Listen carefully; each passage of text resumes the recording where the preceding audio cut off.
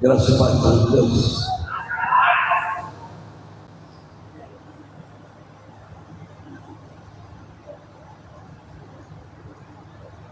Nós estamos na terceira mensagem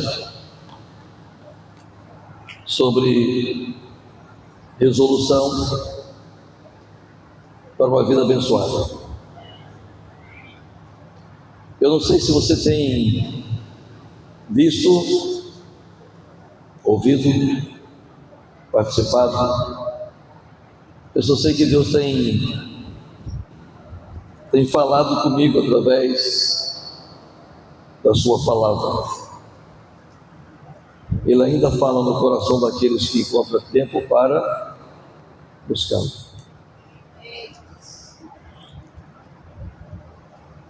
Resolução para uma vida abençoada, para uma vida feliz,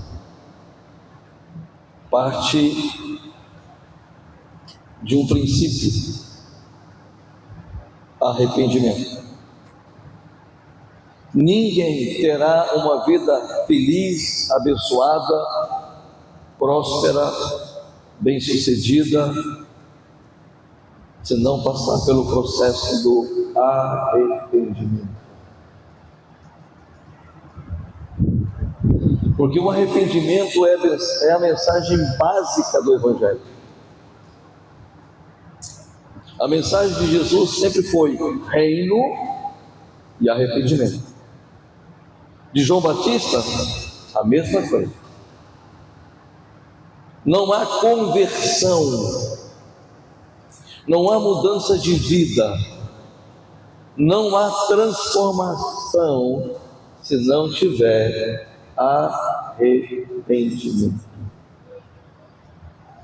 Arrependei-vos e convertei-vos, porque é chegado o reino de Deus. João pregava o tempo todo sobre isso. Jesus pregava o tempo todo sobre isso. No livro de Atos, capítulo 2, verso 38, na primeira mensagem do apóstolo Pedro, 3.000 pessoas se converteram, ouviram o Evangelho, ouviram a palavra e perguntaram para Pedro e os demais discípulos o que eles precisavam fazer para serem salvos. E Pedro respondeu: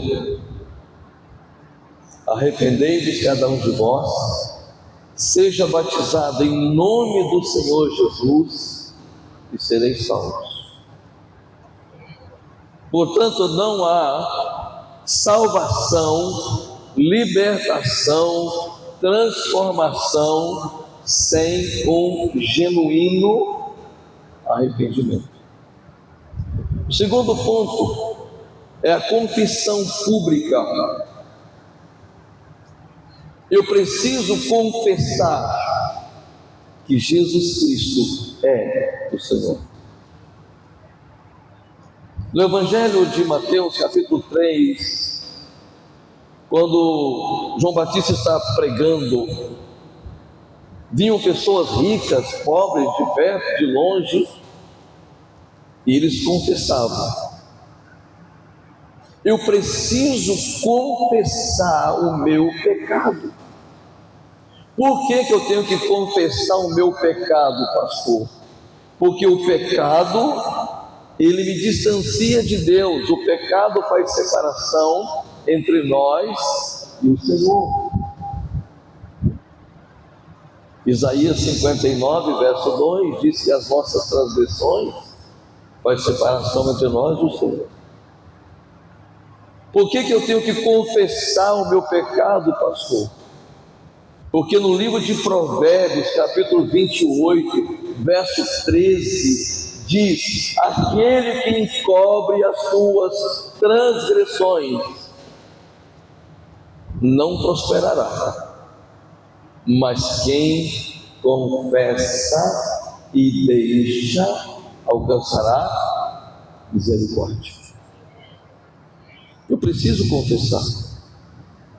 Aliás, o livro de Tiago também fala: confessai os vossos pecados uns aos outros. Mas a gente não tem essa cultura de confessar pecado. A gente alcançou uma cultura tão grande de falsos puritanos que a gente acha que não pode falar os nossos erros para ninguém.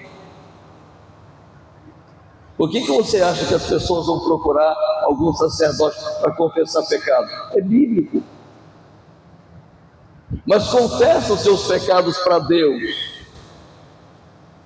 porque no livro de 1 João capítulo 1 verso 9 diz: se confessarmos os nossos pecados, Ele é fiel e justo para nos perdoar os pecados e nos purificar de toda injustiça. Portanto, pecado sem confissão não tem perdão. Eu preciso confessar. Você tem essa hombridade para dizer assim: eu errei. Aí você pode até cantar aquela música do Roberto Carlos: o culpado sou eu. Ele não canta assim não, né? O culpado sou eu. Se alguma coisa não está funcionando na sua casa, não coloca a culpa em ninguém. Se alguma coisa não está funcionando na sua família, não coloca a culpa em ninguém. Não é do governo, não é do Estado, culpa é sua. Você tem essa hombridade para confessar? Tem coragem de confessar? Se você não sabe, só os nobres têm a coragem de dizer: eu errei. É por isso que Davi era chamado o homem segundo o coração de Deus, porque ele sabia reconhecer os seus erros, ele sabia reconhecer os seus pecados. Terceiro ponto: batismo nas águas e confissão. Para eu ter uma vida resoluta, decidida, para eu ter uma resolução, eu preciso descer as águas, porque o batismo é uma ordenança do Senhor. E quando eu desço as águas, eu estou confessando publicamente que Jesus é o Senhor. Eu estou morrendo para mim mesmo e estou nascendo de novo, uma nova vida em Cristo Jesus. O batismo é uma ordenança do Senhor. Todo aquele que crê e for batizado será salvo. Pastor, mas aquele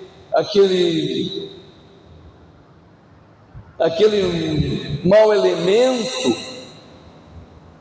que estava pregado ao lado de Jesus não teve tempo de se arrepender, não teve tempo de descer as águas. Tudo bem, é um caso específico, mas eu tenho, você tem, e nós temos. E isso também não é por imposição, nem por intransigência. Se houver um arrependimento genuíno, uma transformação genuína, é acompanhada do batismo e da confissão. Não vem com essa, porque ninguém, absolutamente ninguém, é salvo se não confessar que Jesus Cristo é o Filho de Deus. É só você olhar em Romanos capítulo 10, verso 9. Se com a tua boca confessares ao Senhor e em teu coração creres que Deus ressuscitou dentre os mortos, serás salvo. Porque que a boca se confessa a respeito da salvação e com o coração se crê a respeito da justiça. Então, batismo, confissão e arrependimento. Frutos de arrependimento. Eu, como convertido, lavado e remido no sangue do Cordeiro, eu, como crente em Jesus, fala sério. Tem como ligar isso aqui? Ô Guilherme, tem como ligar isso aqui?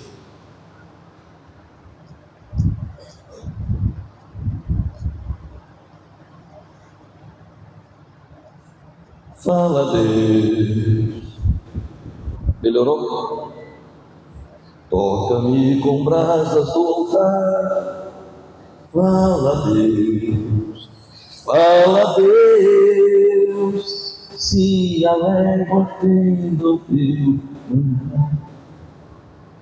Eu preciso desconstruir a falsa religiosidade. Eu só estou dando os tópicos que a gente vai tratar, tá bom? Eu preciso desconstruir a falsa religiosidade. Tem muita gente que se embasou, se firmou, se estruturou numa falsa religião e acha que vai morar no céu. Religiosos não vão morar no céu.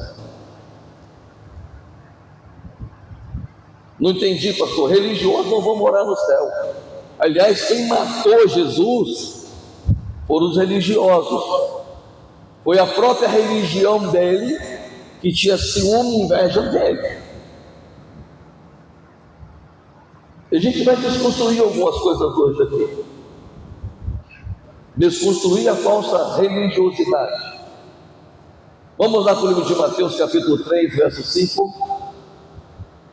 Começar a trabalhar, né, Ana? Já estou trabalhando. Sem remuneração. Ixi, advogado está do lado ali.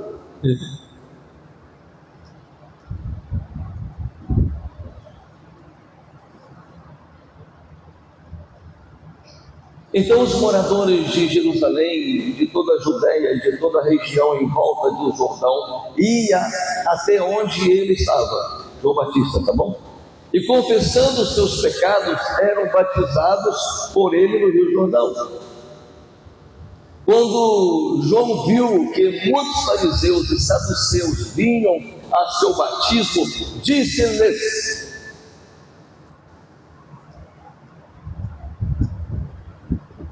o que João disse? E tem gente que fica chateado quando o pastor prega sobre pecado na igreja. A mensagem de João foi: raça de víboras, quem vos ensinou a fugir da ira do Senhor? João era duro, mas ele tinha uma razão para isso. Quem deu a entender que vocês podem fugir da ira que está por vir? Vamos seguir? Produzam fruto digno de arrependimento. Tenha um comportamento, tenha uma atitude, tenha uma vida pautada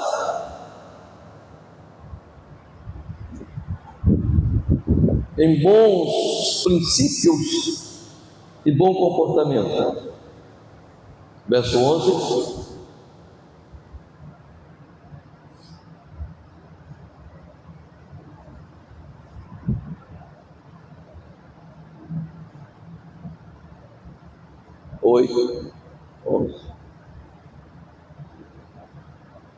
Eu batizo vocês com água para arrependimento, mas aquele que vem depois de mim é mais poderoso do que eu. Já que estamos aqui, vamos seguir.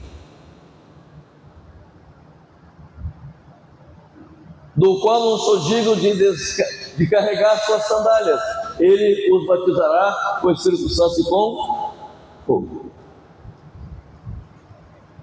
O que João está dizendo aqui no verso 9? Volta no verso 9.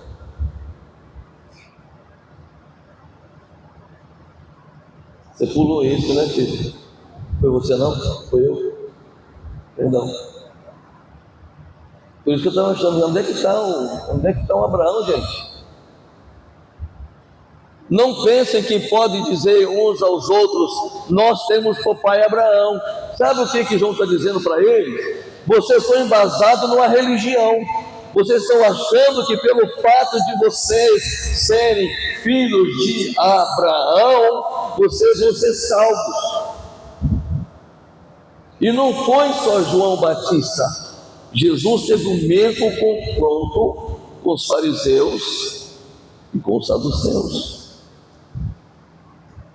Vamos para João capítulo 8. porque eu preciso ter base bíblica. Aqui é Bíblia, João 8,39. Mas não dá para ler tudo, porque é do 39 ao 59. Mas só a introdução. Então lhes disseram: nosso pai é Abraão. Mas Jesus respondeu: se vocês fossem filhos de Abraão, fariam as obras que ele fez. Mas agora vocês estão querendo me matar. A mim que lhes falei a verdade, que ouvi de Deus. Abraão não fez isso. Vocês fazem as obras do pai de vocês.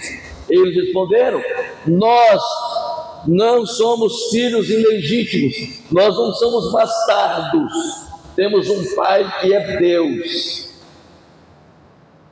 Jesus disse: se Deus fosse o vosso pai,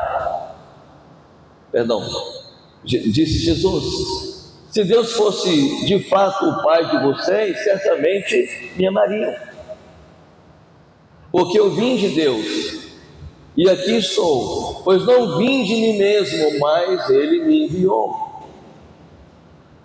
Porque vocês não compreendem a minha linguagem, é porque vocês são incapazes de ouvir a minha palavra. Vocês são do diabo, que é o pai de vocês, e querem satisfazer o desejo dele. Ele foi assassino desde o princípio e jamais se firmou na verdade, porque nele não há verdade. Quando ele prefere mentira, fala do que ele é próprio, porque é mentiroso e pai da mentira. Agora vamos embora. Mas porque eu digo a verdade, vocês não creem em mim. Quem de vocês me convence do pecado? Se digo a verdade, por que não crê em mim? Quem é de Deus, ouve as palavras de Deus. Por isso vocês não me ouvem, porque não sois de Deus. Os judeus disseram a Jesus: será que não temos razão em dizer que você é samaritano e tem demônios? Jesus respondeu: eu não tenho demônio, pelo contrário, honro meu Pai, mas vocês me desonram. Eu não procuro a minha própria glória, há quem a busque e julgue. Em verdade vos digo que, se alguém guardar a minha palavra, não verá morte eternamente. Então os judeus disseram: agora estamos certos de que você tem demônio.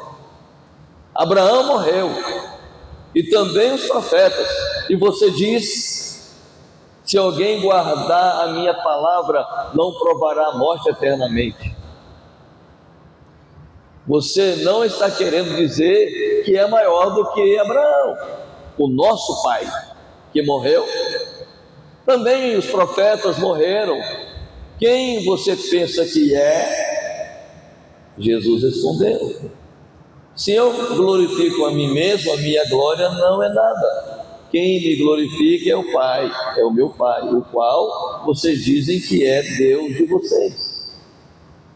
Entretanto, vocês não o conhecem, eu, porém, o conheço. E se eu disser, eu, porém, o conheço. Se eu disser que não o conheço, serei como vocês, mentiroso. Mas eu o conheço e guardo a sua palavra. Vamos seguir. Abraão, o pai de vocês, alegrou-se por ver o meu dia, e ele viu esse dia e ficou alegre. Olha aqui que o povo respondeu. Então os judeus lhe perguntaram: você não tem nem 50 anos e viu Abraão? Jesus respondeu: em verdade lhes digo que antes que Abraão existisse, eu sou. Então pegaram pedras para atirar nele, mas Jesus se ocultou, saiu do templo. Esse pessoal aqui estava embasado numa falsa religião.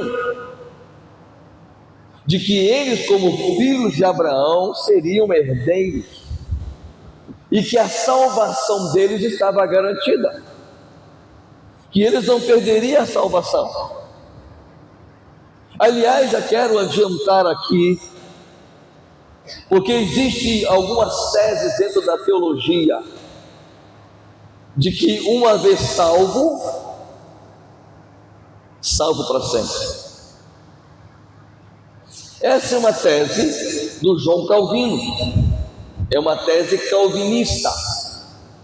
Em parte ela está certa e em parte está errada.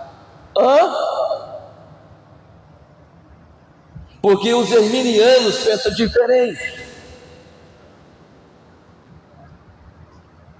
que eu posso perder a salvação. E eu acredito nisso. Pastor, mas vamos analisar o que está no livro de Êxodo. Já estou indo lá para o final. Vamos imaginar o que está no livro de Êxodo, capítulo 33, verso 32 e 33. Vamos.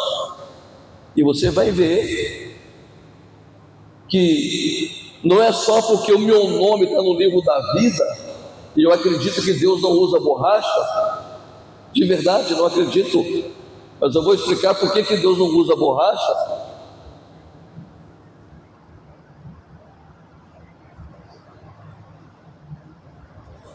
Êxodo 33.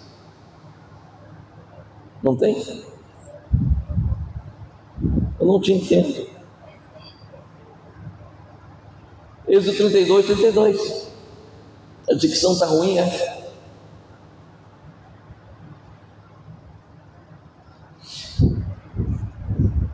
Moisés está dialogando com Deus. Deus queria destruir aquele povo lá, porque o povo estava... Você sabe como é que era o povo no Egito. O povo tinha osso, né? Mas não é diferente da gente não, tá bom? Agora, pois, Abraão está intercedendo. Agora, pois, perdoa-lhes o pecado, ou se não, peço-te que me risse do teu livro que escreveste. Está aqui é o livro da vida. Aí o Senhor respondeu. Então o Senhor disse a Moisés: riscarei do meu livro todo aquele que pecar contra mim.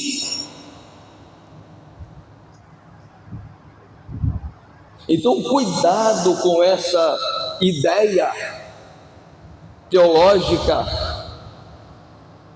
uma vez salvo, salvo para sempre. Não, pastor, mas no livro de Apocalipse, capítulo 5, verso 3, lá fala que o meu nome está escrito no livro da vida, se eu for um vencedor, se eu permanecer no Senhor. Por isso que eu estou dizendo, Deus não usa borracha. Se eu receber a Cristo como Senhor e Salvador pessoal da minha vida, o meu nome está escrito no livro da vida, se realmente eu tomei essa decisão. Porque existe alguma tese por aí no meio evangélico, pastores, pseudos pastores, que se o camarada trair a esposa e estiver lá no motel e morrer, ele vai para o céu. Vai! O céu da boca da onça. Vigia. Se morrer num lugar desse, vai para o beleléu de cabeça para baixo, sem chance. Porque a Bíblia nos ensina: aquele que está de pé, cuida para que não caia. Aquele que perseverar até o fim será salvo. Deus não usa borracha se eu permanecer nele. Deus não vai apagar o meu nome se eu for fiel a ele em tudo. Caso contrário, eu corro um risco de ser um falso puritano, e essa ideia de que eu salvo para sempre tem que ser desconstruída. Porque senão eu vou viver errando a vida toda, eu nunca vou tomar uma posição, eu nunca vou alinhar com Deus, eu nunca vou me posicionar diante de Deus, e estou achando o seguinte: eu sou salvo, eu sou salvo. Você não vai enganar Deus, de Deus não se zomba. Você entende isso? Então Jesus está dialogando com os fariseus. Vocês querem me matar. Se vocês conhecessem meu pai, vocês não estariam querendo me matar. Vocês não conhecem meu pai. Vocês não conhecem a Deus. Vocês conhecem a história. Vocês conhecem os profetas. Ou seja, a letra mata. E o que me chama a atenção aqui, Jesus no verso 56 diz assim: quando Abraão me viu, ele se alegrou. Não é para menos. Esse é o problema, que muitas pessoas dizem: meu culto tem que ser um culto racional. O meu culto é racional porque eu sou um ser racional, mas meu culto é espiritual porque Deus é espírito. Pastor Paulo manda a gente ter um culto racional. Culto racional é quando você tem a certeza absoluta do que você está fazendo. Isso é racional. Então cuidado. E eles disseram: você não tem nem 50 anos, rapaz. Como é que você fala que você viu Abraão? Tem muitas pessoas que conhecem Jesus de ouvir falar. Tem muitas pessoas que são frequentadores de igreja, mas não têm intimidade com Deus, não têm alinhamento com Deus, não têm vida com Deus. E não é qualquer pastor que tem coragem de falar um negócio desse, porque pastor tem medo de perder membro. A gente não tem medo de perder ninguém que Deus não quer. E eu sei que Deus quer chamar, Deus quer libertar, Deus quer transformar, Deus quer mudar a vida de todos os seres humanos, Deus quer mudar a vida dos seres humanos. A questão é, as pessoas querem uma mudança de vida. Porque é muito fácil enganar as pessoas. Você nem imagina o que esse jovenzinho está dando chapéu em vocês. Os adolescentes estão enganando os pais, os jovens estão enganando os pais, o marido está enganando a esposa. É um fuzuê dos infernos. Que isso, pastor? Eu estou te falando.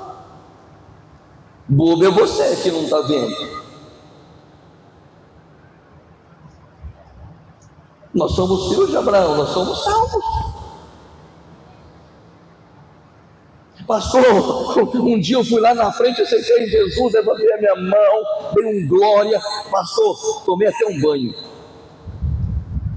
Fui numa piscina, tal, fui batizado. E então, onde estão os seus frutos de arrependimento? Como está o seu comportamento? Como está a sua linguagem? Como está o seu agir? Como está o seu dia a dia com Deus? Como está a sua aliança com o Pai? Bendita hora, pastor. Eu não queria vir no culto hoje. Foi bom que você veio. Deus trouxe você aqui para ouvir isso mesmo. Porque aqui o pastor pode dizer: assim diz o Senhor.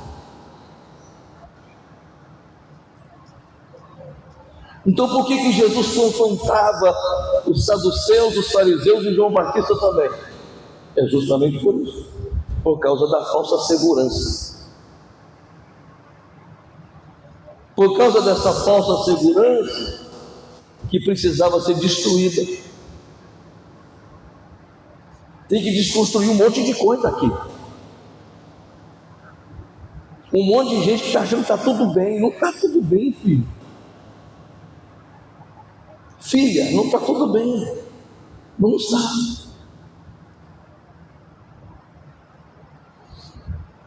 Às vezes a gente se embasa e existe alguma segurança falsa no meio da gente. Pastor, eu vou decolar. O céu é o limite, pastor. Pastor, pensa assim: eu vou decolar. Sem Deus, sem a bênção, sem a direção, sem a orientação, sem ter intimidade, sem ter vida no altar, tudo bem, é um direito seu decolar. Qualquer pessoa pode decolar, o ímpio decola. Mas que adianta o homem ganhar o mundo inteiro e perder a sua alma, perder a salvação? Então existe alguma segurança dentro de nós que precisa ser destruída. Não é bem assim. Essa desconstrução religiosa, nós estamos presos no religiosismo, manietados e acorrentados no religiosismo. Eu vou o dia que eu quiser na igreja, eu oro a hora que eu quiser, eu faço o que eu quiser, a vida é minha.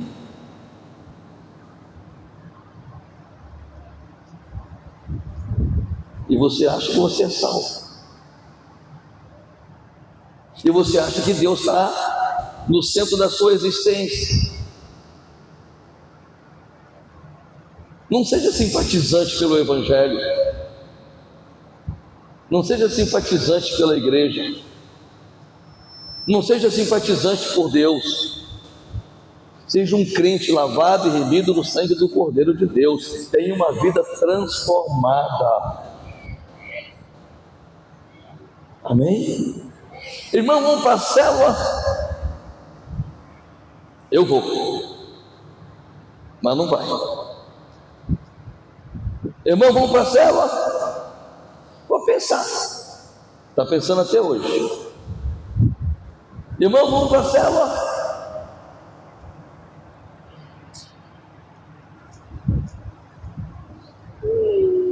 Não acho que eu tenho necessidade de ir para a célula não, pastor.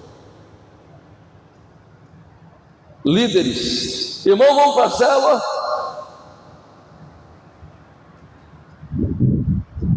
Não gosto da visão celular, pastor. Essa igreja é uma igreja em célula. Se você não quer, não impeça que os outros vá. Se você não quer, não atrapalhe os outros. Mas deixe a igreja decolar. Porque há um entrave. Igreja é comunhão, igreja é corpo. Nós somos membros uns dos outros. Não adianta o dedinho falar para o braço que ele não presta, não adianta o braço falar para o olho que ele não presta, porque nós somos membros uns dos outros, nós somos um corpo bem ajustadinho. Então, se a igreja está na visão celular, vamos avançar na visão celular. Já era para a gente estar com mais de 50 células. A pandemia arrebentou com a gente. Mas estamos reiniciando, estamos com 16, 17 células. O nosso alvo é 100 e nós vamos alcançar.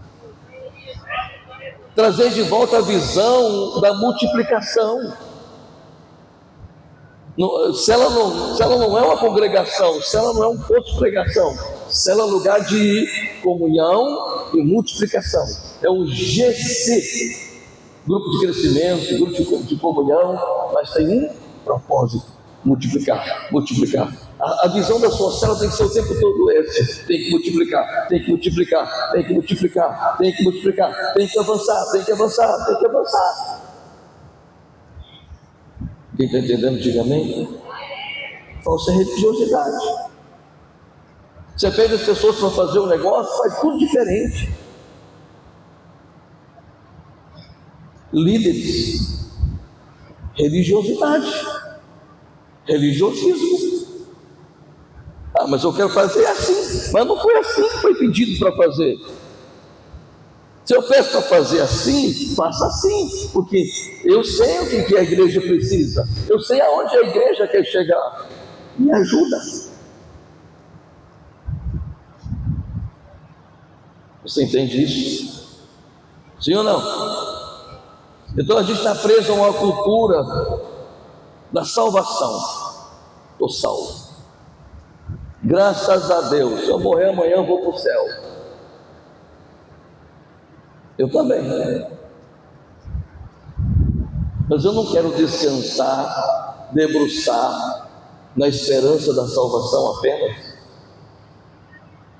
Eu quero produzir. Eu quero trabalhar. Eu quero contribuir.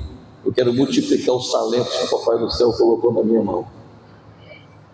Porque todos nós aqui recebemos um talento. Todos nós. indistintivamente, todos nós, rico, pobre, com dinheiro, sem dinheiro, todos nós recebemos um talento. E vai chegar o dia do acerto de conta. Que muito é dado, vai, termina a frase. Que muito é dado, muito é cobrado. Por isso eu tenho medo. Há uma recompensa para aqueles que trabalham para Deus. Pastor, mas os meus negócios não permitem. Os seus negócios é mais importante do que Deus. Seus negócios vão passar, e quando chegar a hora da salvação, você vai ficar junto com os seus negócios. Primeiro é o reino. Primeiro é o reino de Deus. Primeiro as coisas do alto. As demais coisas o Papai do Céu vai acrescentar para você. Vai prosperar você, vai direcionar você, vai conduzir você. Não vai faltar nada para você. Buscar primeiramente o reino de Deus e a sua justiça. E as demais coisas. Todas as outras coisas vai vir por acréscimo, será acrescentado. Quem está entendendo, diga amém. Aí, sabe o que acontece? Vamos lá para o capítulo 7 de Mateus. Tem pessoas que acreditam o seguinte: pastor, eu estou pregando o nome de Jesus, eu vou para o céu. Pastor, eu profetizo. Profeta, sou profetiza, vou para o céu. Faço boas obras, eu vou para o céu. Tudo isso é importante. Mas vamos ver o que Jesus fala.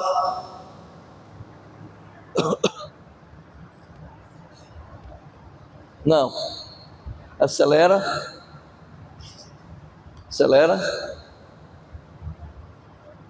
Acelera. Fala igual o David. Vai, acelera. Mais. Mais.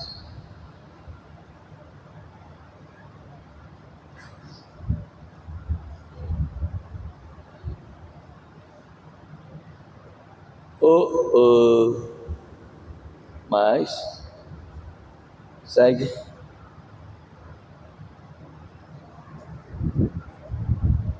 Eu errei. 21. Nem todo o que me diz Senhor, Senhor entrará no reino dos céus, mas aquele que faz a vontade do meu Pai que está nos céus. Muitos naquele dia vão me dizer: Senhor, Senhor, nós não profetizamos em teu nome? Em seu nome não expulsamos demônios? E em seu nome não fizemos muitos milagres? Uau! Então lhes direi claramente: eu nunca vos conheci, eu nunca conheci vocês. Afastem-se de mim, vocês que praticam. Então não é por caridade, não é por fazer boas obras, não é, o pastor pensa num cara que tem ministério de curar. O Brasil está cheio de homens, cheio de doce, cara que canta muito, que prega muito, que ora, acabou que levanta até da cadeira de roda, mas é mau caráter. Porque o dom de Deus é um presente de Deus. A pessoa é usada com os dons de curar. Está ouvindo? Ficou chocado? Tem camarada que prega no Brasil todo, faz conferência no Brasil todo, mas o cara é um perigo. Ou você não acha que eu já levei muitas pessoas de Belo Horizonte? E os caras tão cara de pau, só que eu não aliso, nunca alisei. Terminava o culto, os caboclos casados ficavam assim perto da mãe da filha. Pois é, sua filha tem que ter um rapaz igual eu. Cabra safado. Um outro que está em todo lugar no Brasil, é conferência no Brasil todo. Aonde ele passa, ele arruma uma noiva. e pegou até a esposa de um despachante. Ou melhor, ele era o despachante e o pastor aconselhando ele, pegando a esposa dele. E o pastor sabe até o número da identidade do caboclo. Nem todo aquele que diz Senhor, Senhor vai entrar no reino dos céus. Isso é claro, isso aí. Está entendendo? Diga amém. Agora vamos lá para o 24 e 27. Aqui fala sobre dois fundamentos, ou dois alicerces, como queiram. 7 e 24.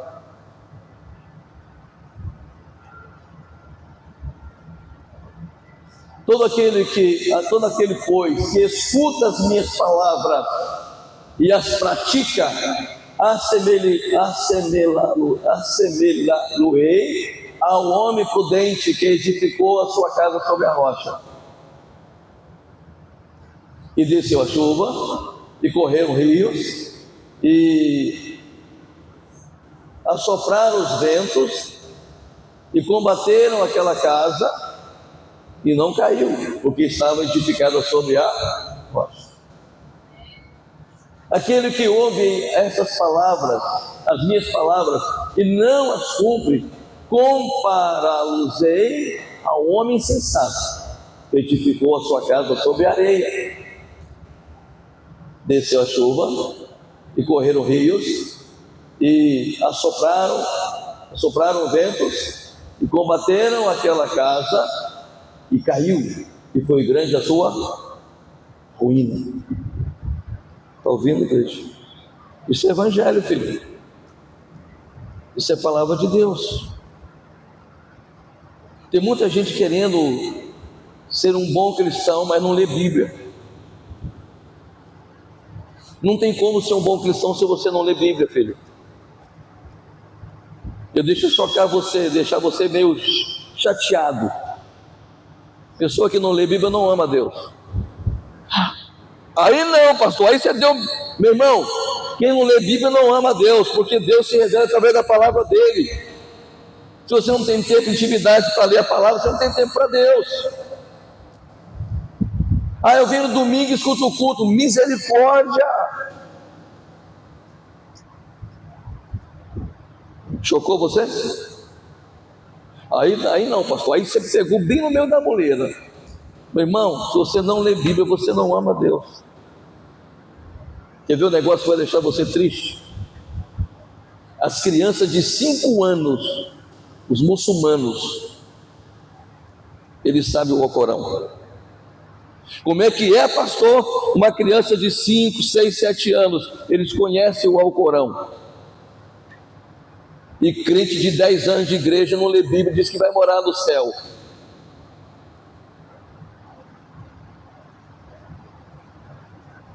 Pegou? Pastor, por que você está fazendo isso? Eu estou pregando o evangelho, filho. Ou você quer vir aqui massagear o seu ego, arrepiar até o cabelo do dedão do pé, ou que mensagem abençoada, e você volta para casa do mesmo jeito que você veio.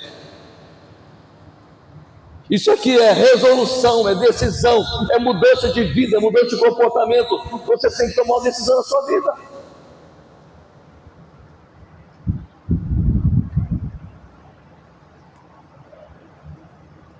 O fato de você frequentar a igreja não define a sua salvação. Pode anotar. O fato de você frequentar a igreja não define a sua salvação. Pastor, estou na igreja todo domingo, eu não falto nenhum. Você vai dizer para Jesus também no dia: Senhor, todo domingo eu estava lá na igreja.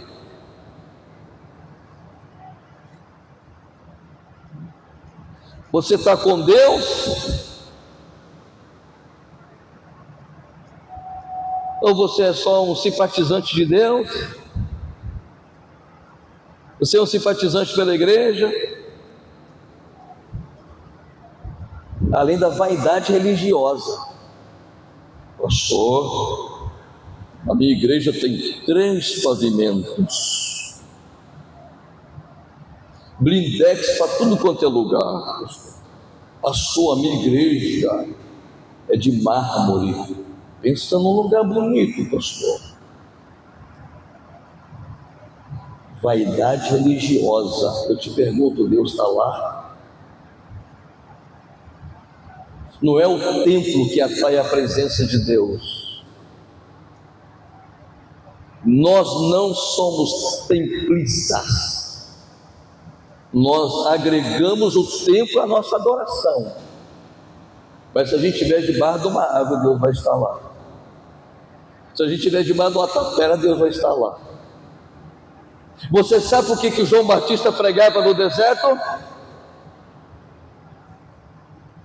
Você sabe por que João Batista não pregava no templo? Porque Deus não estava lá. Deus não estava lá. Cambista para tudo quanto é banda. Caboclo chegava lá para oferecer um sacrifício a Deus com o animal. O sacerdote disse assim: esse seu animal tem um defeito. Vai lá, troca ele, negocia ele, traz um outro. Só que havia um negócio lá já forjado. Havia negócio. Lembra quando Jesus entrou no templo e chamou a mutamba em todo mundo? Ou Jesus não fez isso? Não faça da casa do meu pai covil de salteadores, covil de ladrões. Por isso que João Batista pregava no deserto. E as pessoas iam para o deserto, sem templo, de 150 a 185 pessoas, todos os dias eram batizados por João Batista. E se você não sabe, todos que seguiram Jesus eram discípulos de João Batista. Ele era o precursor, aquele que veio anunciando que Jesus viria. Ele disse: ele é maior do que eu não sou digno nem de desatar a sua sandália. Eu vim para isso, para preparar o caminho do Senhor. Coloca isso no seu coração. Eu amo esse lugar. Isso aqui é fruto do nosso trabalho. Aqui tem suor, aqui tem lágrima, aqui tem dedicação, aqui tem investimento. A gente quer melhorar isso aqui. Claro que queremos uma cadeira almofadada. Não é para dormir. Queremos melhorar muito isso aqui. Mas nada disso. Nós temos igreja espalhada no mundo todo. Está sendo vendida, Deus não está lá. Igrejas que eram uma referência para o mundo, não existe mais, porque Deus não está lá. Eu tenho medo de perder a presença dEle. Eu tenho medo de descrer. Eu tenho medo de errar, de falhar, porque você não sabe o peso que é ficar sem sentir a presença dEle. Tive uma amarga experiência, ainda jovenzinho, recém-convertido. Estava no meio do mato lá e orava, não sentia Deus. Eu fico aborrecido com essas coisas. Os músicos têm que subir nesse altar e têm que transmitir Deus para você. Cada pessoa que sobe aqui tem que transmitir Deus para a sua vida. A vida deles tem que estar no altar de Deus, senão eles não transmitem nada. É só sensacionalismo, nada mais do que isso. É só canções, que não passa de canções. Por isso que a minha vida, a sua vida, a nossa vida tem que estar no altar. Porque o eu gosta de palco, o eu gosta de ouir, o eu gosta de evidência, mas Deus nos quer no secreto. Aliás, vocês jejuaram a semana que passou? Pedimos para jejuar 5 dias e pedir que um dia fizesse o dia todo. Alguém fez? Não levanta a mão não, tá bom? Não vou constranger você não. Pastor, a gente tem que quebrar essa falsa religião sua. Eu tomo remédio, pastor, mais do que eu duvido. Como é que é? Mais do que eu duvido. E tem que tomar em jejum. Então você imagina, você fica o dia inteiro sem comer e só enchendo pandu de remédio. Haja estômago. Isso é imprudência, pastor. Aí minha esposa, bem, A única maneira de você matar a sua carne é jejum. Vou repetir: a única maneira de você colocar a sua carne no devido lugar é jejum. Amém, amém? Me dê mais 2 minutos para terminar. Eu vou terminar. Mateus 3,10. João disse assim: o machado está posto à raiz da árvore, e toda árvore que não produz fruto. Não estou falando nada de mim aqui não, filhos. É a Bíblia que você lê. Também agora está posto o machado à raiz da árvore, pois que não produz. E também agora está posto o machado à raiz das árvores. Toda árvore que não produz bom fruto é cortada e lançada no. Você não dá glória a Deus, não? Eu digo, não. Mas dá glória a Deus, é a palavra de Deus. Amém, Jesus, aleluia, papai. É isso mesmo, Jesus. Eu não quero ser uma árvore cortada. Agora vamos lá para o Evangelho de João, capítulo 15. Estou terminando, tá? Eu sou a videira verdadeira e meu pai é o.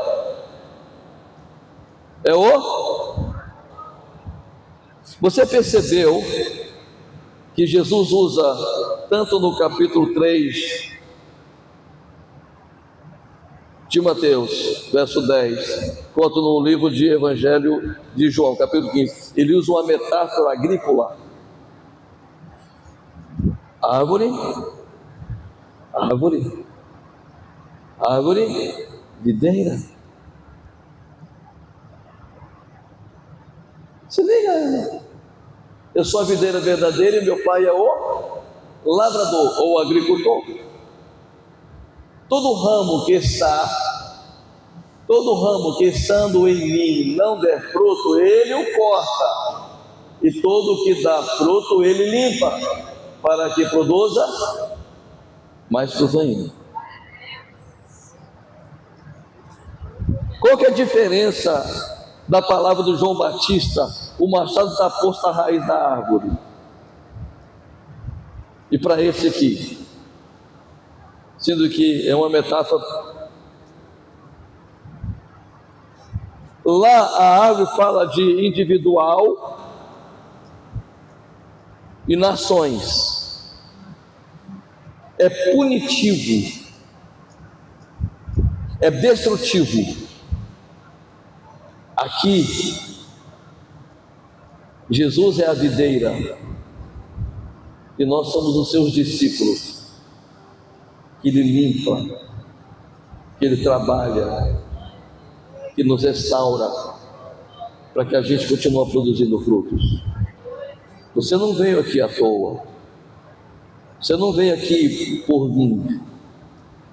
Eu gosto de pregar mensagem motivacional, eu gosto de pregar mensagem de fé, mas a gente está espremendo uma cana aqui, e enquanto tiver caldo, a gente vai falar desse assunto, porque é isso que Deus quer transmitir para a igreja. Porque a gente tem muita coisa para fazer, e se a igreja não entender o que nós queremos fazer, a gente não vai conseguir fazer.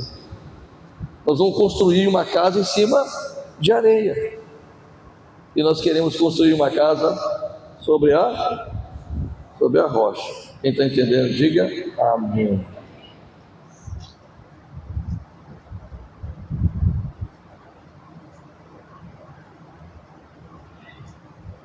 Vamos deixar a poda para a gente produzir mais fruto? Podar, limpar, restaurar. Você é o que você carrega. O que você carrega é o que você é. O que você é a sua visão. Onde nós queremos chegar, irmãos?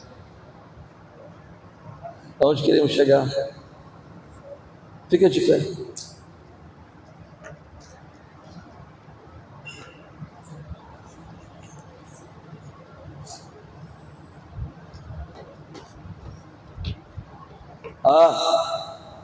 Pastor, você está se comparando a João Batista? Longe de mim tal coisa. É o único homem que Jesus elogiou. Ninguém nasceu de mulher igual a João. Ele descia a madeira, as pessoas confessavam, arrependiam, descia as águas e ficava lá. Mas tem pessoas assim, o pastor está falando muito sobre pecado, não está não? Lógico. Toda vez que eu vou na igreja, o pastor fala sobre pecado e você continua fazendo a mesma coisa. Tem que continuar ouvindo mesmo. Quem está entendendo, diga amém. Doído, né? E não finge de morto não, porque é para você mesmo.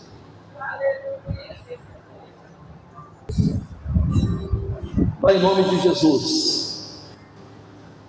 a sua palavra diz que aonde o seu povo se reúne, ali o Senhor ordena a bênção. E nós cremos que a bênção já foi ordenada, porque aqui tem gente que se submete à sua palavra, à sua vontade. Ninguém deixou o seu lado, Deus, para vir aqui para ouvir alguma coisa, para massagear ego. Eles vieram aqui para ser confrontados. E a sua palavra confronta, como o Senhor sempre confrontou. Muda a nossa história. Muda a história dessa igreja. Muda as nossas vidas. Eu me arrependo, Senhor. Eu me derramo diante de Ti. Eu me exponho diante de Ti. Eu abro meu coração diante do Senhor. Meu Deus, se derramar diante de Ti é reconhecer as falhas, é reconhecer os erros. E eu reconheço, Senhor, as falhas, o erro. Purifica o meu coração. Renova em mim, Senhor, o espírito reto e purifica o meu coração. Eu confesso que errei, que falhei, mas eu preciso da sua graça, do seu perdão, da sua bondade, da sua misericórdia. Nós nos arrependemos, Senhor, de todo o nosso pecado, que contraria o Senhor, que nos impedem de ser bem-sucedidos, de ter uma família consolidada, de ter uma família abençoada. Deus, eu me arrependo em nome de Jesus, entrega a minha vida nas tuas mãos e te peço, sê conosco, Deus, porque sem ti nada somos e nada podemos fazer. Do que adianta, Senhor, conquistarmos e conquistarmos e conquistarmos, se nós não formos fiéis ao Senhor? Nada disso tem valor, nada disso tem valor, Senhor. Nós queremos a Tua presença na nossa vida, na nossa casa, na nossa família, o tempo todo, em nome de Jesus, amém e amém. Glória a Deus. Pode se assentar. Marca texto.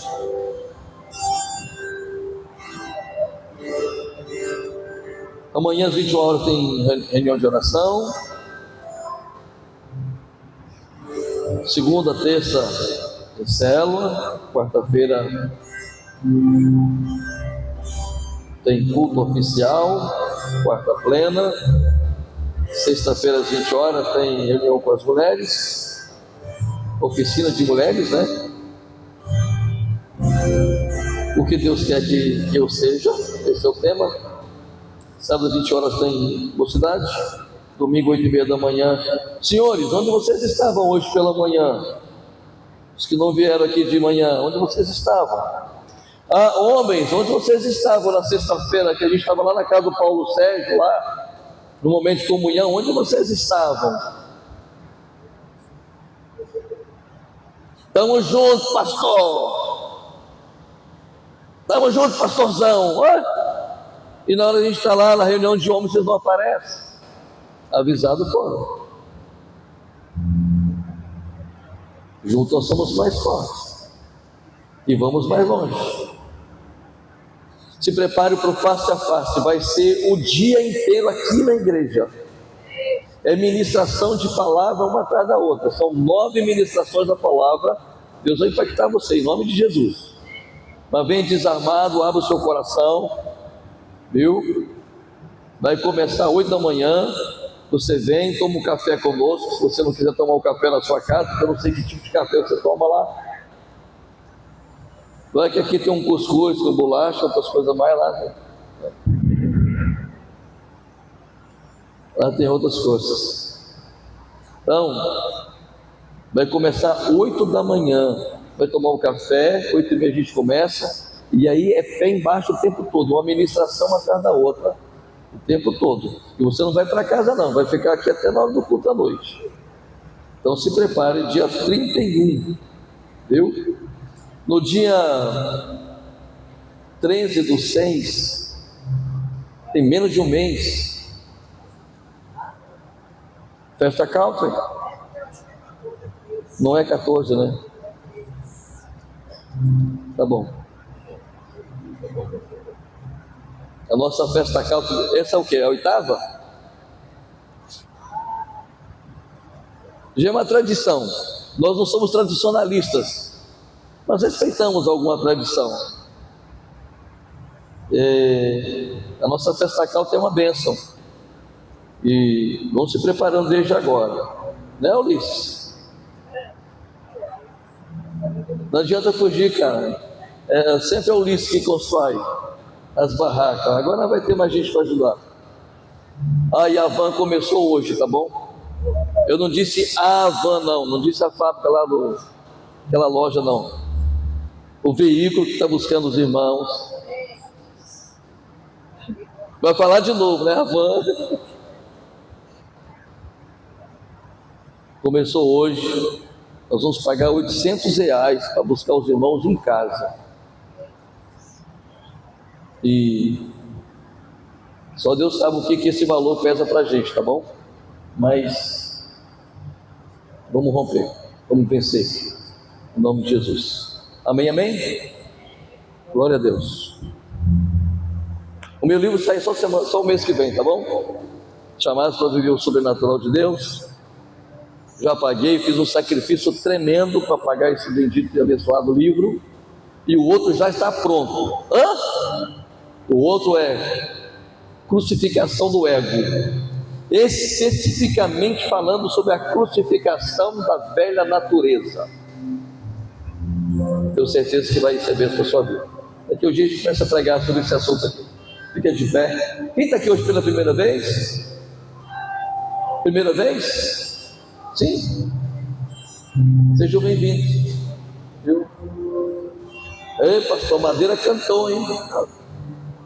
A gente está aqui para pregar o Evangelho, né? E o Evangelho, ele não massageia o ego da gente. O Evangelho é confronto. Quem mais está aqui pela primeira vez? Tem mais alguém? Seja bem-vindo. Não é você não. Você não está vindo pela primeira vez não.